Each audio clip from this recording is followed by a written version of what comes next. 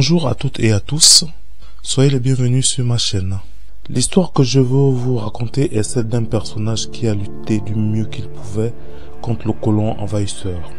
Ce personnage, connu sous le nom de Wongo, était celui qu'on surnomma le grand guerrier Wanji. L'histoire de cet homme se passe au Gabon, un pays d'Afrique centrale situé au sud du golfe de Guinée, dans les débuts du 19e siècle. Pour mieux comprendre ce récit, nous allons revenir vers la fin du XVIIIe siècle, dans une ville du sud-est du Gabon appelée Lastourville.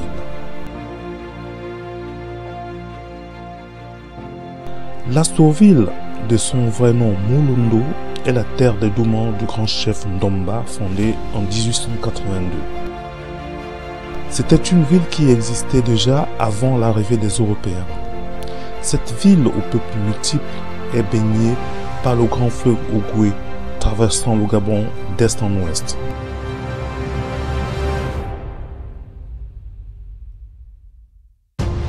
Le peuple qui y habite sont principalement les Doumans et les Wanji.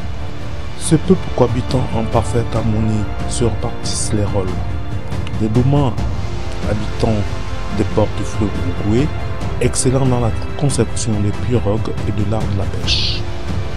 Tandis que leurs frères Wanji, du même patois, habitant sur le plateau, sont d'excellents chasseurs et de bons cultivateurs. Donc, il y avait là une complémentarité entre ces deux peuples baignés de l'immensité, des richesses et des atouts de la forêt équatoriale. Le mariage et les échanges de produits rythment la vie quotidienne sous le palmier à huile. L'activité dans le palmier à huile, devenu réputé que le nom de Moulongo, est rebaptisé en Madiville. Dans cette configuration se voit arriver un explorateur du nom de Pierre Savorgnan de Brazza et de son ingénieur François Régol de Lastour, qui donnant son nom à la ville où il mourra du paludisme. Malgré la disparition de ces derniers, leur passage va être une empreinte sur la scène des aurores par ceux qui vont les succéder. Le colon français. Dès son arrivée, la France coloniale s'impose bon gré mal gré, plante son drapeau et s'installe à la montée de la ville de Lastourville. Un camp retranché au milieu d'un endroit stratégique de la ville et pratique un sinistre cachot d'isolement sur un marécage. C'est à cet endroit où désormais quiconque ne s'accommode pas du système de travail forcé et de paiement d'impôts répondra de sa désobéissance. Les premiers problèmes arrivent justement de ceux du travail obligatoire sur la fabrication des pirogues et du transit de marchandises sur le fleuve Ogooué imposé aux Doumans. Cette réquisition excessive est repoussée par les habitants et le désaccord qui n'est plus voilé entre les deux parties. La France coloniale qui voulait encore et toujours plus de marchandises, donc plus de sujets et plus de profit. Les coups de fouet pleuvaient. Les Doumans, supportant mal l'humiliation, retenèrent leur colère contre le Dieu auquel le colon croyait. Puis arrive un groupe de jeunes piroguiers qui acceptent de traverser de la marchandise et de divers objets de culte à la demande des prêtres pour la seule gloire de l'Église. Ce fut l'occasion rêvée des Doumans de prendre leur revanche en faisant chavirer expressément la pirogue au beau milieu du flot. Au cours de cette même ère coloniale, la population de Lastourville recense environ 4200 habitants en 1885. Après l'enterrement de Lastour dans un cimetière de Mikacha, il est remplacé par le commandant Fourneau, responsable de 150 chefs de pirogue et de 2000 pagayeurs. Ces jeunes pagayeurs Doumans, galvanisés par l'appui de leurs aînés complices, se disent que tout n'est plus permis au commandant Fourneau contre les Doumans. Le commandant Fourneau veille sans encombre à la circulation des pirogues qui assurent les échanges fructueux depuis l'embarcadère. Les prêtres de la mission coloniale, toujours sous le choc, se dégoûtent de christianiser le peuple qui a scandaleusement renversé Dieu au fond de l'Ogooué. Les habits de colons français se heurtent aussi par la résistance du peuple Wanji, mais ces derniers ont le ressenti d'être seuls sur la ligne et s'indignent de constater que les Doumans se font berner par la soudaine attitude du colon français qui, pour lui, ne peut se passer des Doumans piroguiers afin de favoriser la bonne circulation des échanges commerciaux par voie fluviale. Cela va entraîner une rupture entre les deux peuples. Les mauvais traitements se multiplient contre les Wandji, cultivateurs pour s'accaparer de leurs récoltes. La révolte naît d'un chef Wandji nommé Bamba qui s'était ouvertement opposé contre le ravitaillement du poste de Lassoville. Bamba tenta de renouer une coalition avec le peuple Kélé pour une alliance, mais il est traqué et au cours d'un semblant de négociation, ce dernier est capturé le 26 mars 1886. Il est tué en voulant s'évader de sa prison dans les marécages du Cachot. Le peuple Douma endure le décès de Bamba avec sérénité. Le commandant Fourneau et ses successeurs ne parviennent plus à contenir la colère du peuple Wandji. Le basculement vers la guerre est inévitable car celle-ci est provoquée par les méthodes détestables du chef de poste Ekondorf, arrivé en 1828. Un jeune homme de la lignée des chefs Wandji se rend à Lassoville pour faire son allégeance auprès d'une famille alliée Douma. En cours de route, sur la descente de l'Imenga, il eut le courage et l'audace de cracher une bouchée de cola bien mâchée sur ses pas. Le jeune homme est arrêté et fouetté à coups de chicotte pour le punir de ce geste odieux. Dès lors, tout le monde attendra parler de ce personnage. Ce ne fut tout autre que Wongo lui-même. Wongo eut le ressenti d'avoir subi une injustice de trop. Il se replie sur ses terres et regroupe les chefs de tribu de Bembikani, qui ceux-là étaient aussi révoltés par les exactions des Blancs. Les premiers d'entre eux sont Lissimbi et Barimbi. Ce conseil extraordinaire décide la mobilisation de ne plus approvisionner le poste de Lassoville. La nouvelle arrive comme d'un boomerang. Un arrêt de mort auprès du commandant Turenne qui était le chef armé du district. La nourriture vient à manquer à Lassoville. Et le premier touché est la mission coloniale car les produits revenant de Bembikani étaient une source vitale des missionnaires dont ils en avaient le plus besoin. Vu que rien n'a été entrepris pour lutter contre le fléau des actes de pillage commis sur son canton Pongui, Wongo veut frapper fort car il connaît la cruauté de l'ennemi. Sachant bien avant que les Wandji étaient effarés par le souvenir des basses des zones pendant le blocus de Bamba qui avait osé refuser ses obligations et le paiement d'impôts afin d'étrangler le poste colonial. Ces derniers, c'est-à-dire le colon français, en représailles avaient rasé des villages entiers en semant la terreur sur les habitants effroyablement massacrés. Wongo est loin de s'imaginer que sa révolte va tourner vers l'affrontement avec l'armée coloniale française. Mais il ne redoute de rien car Wongo lui-même est peu ou pas connu pour sa clémence. Selon plusieurs témoignages, Wongo décrète que tout représentant de l'administration qui tentera de s'interposer ou de s'aventurer à Bembikani sera abattu d'un coup de fusil.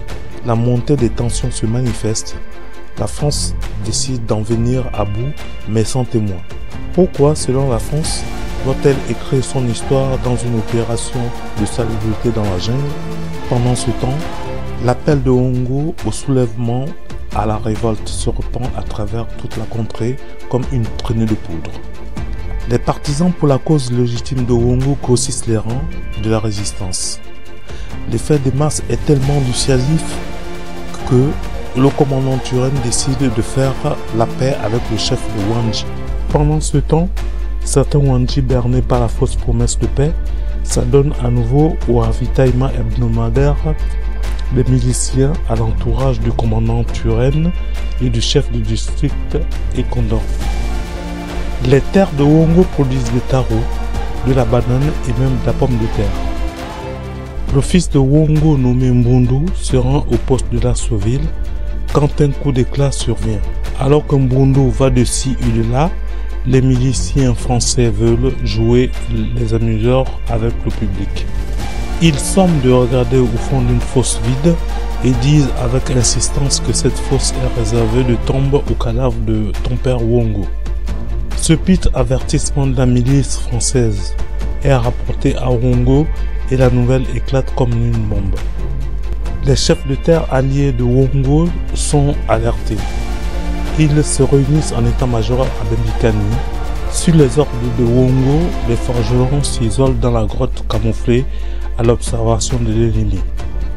Jour après jour, ils fabriquent des lances et des fusils à pierre. Wongo est lui-même le maître atelier de la forge. Des tranchées d'embuscade sont creusées au bord des grandes pistes.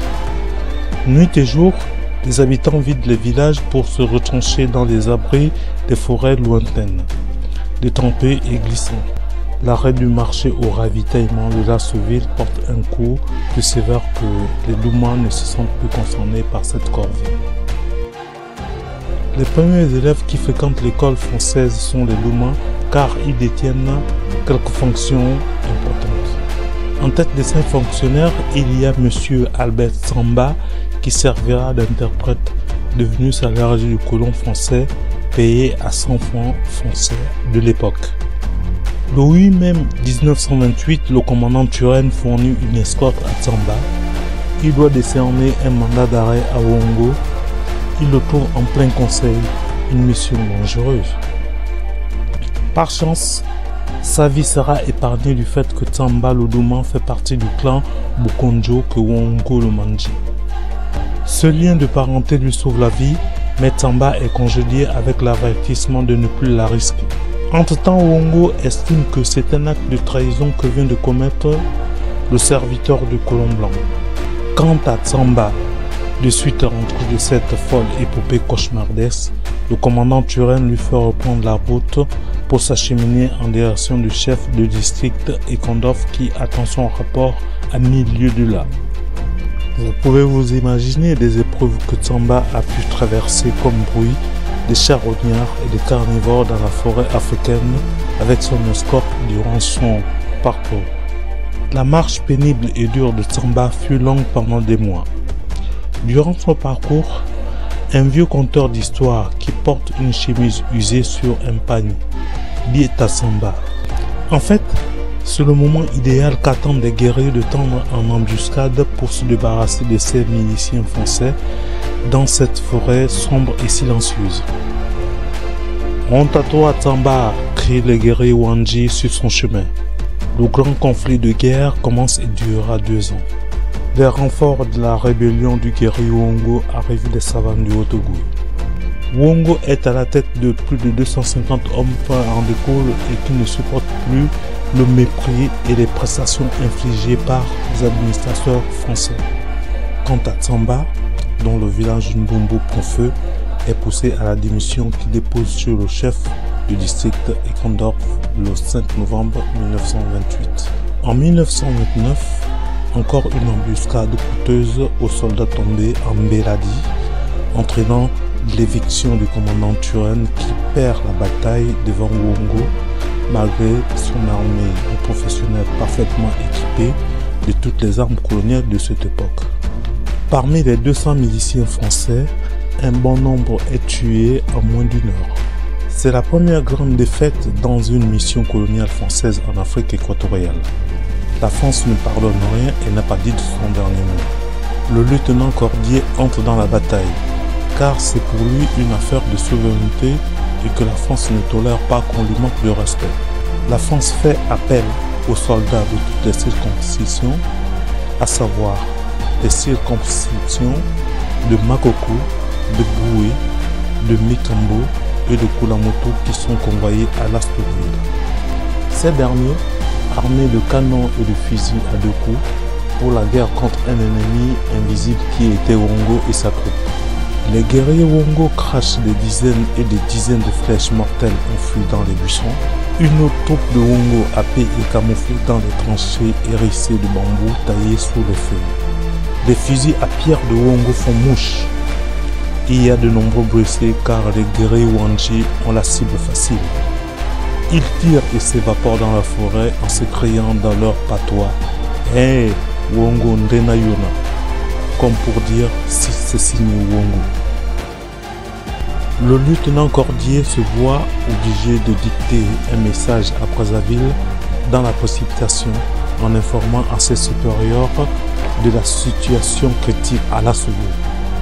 que la situation de guerre dépasse son entendement, qu'il faut tirer l'État colonial de cette impasse. Une concertation des colons à haut niveau se tient à Boué pour s'accorder du constat. Ils disent qu'il est impossible de faire la guerre à des dragons noirs insaisissables dans la forêt à Diable.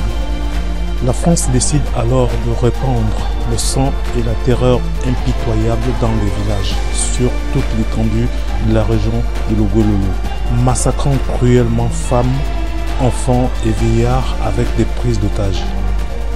Les chefs de clan sont enterrés vivants, les notables sont décapités dans la cour au vu de tous.